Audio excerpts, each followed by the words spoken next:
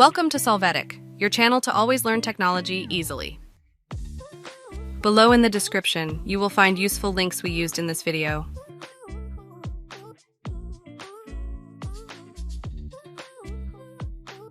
Today in Solvetic, we will see how to add YouTube video to Google Slides.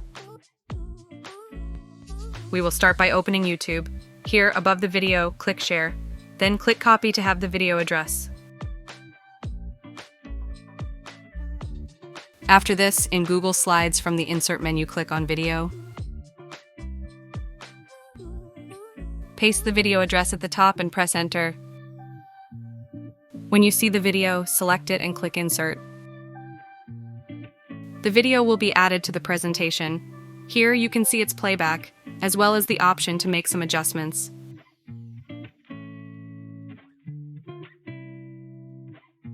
Hey, remember to subscribe Solvetic channel.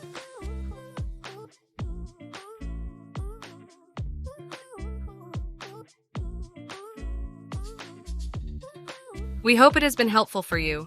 Here are links to watch more videos of your interest and subscribe to the Solvetic channel. Thank you.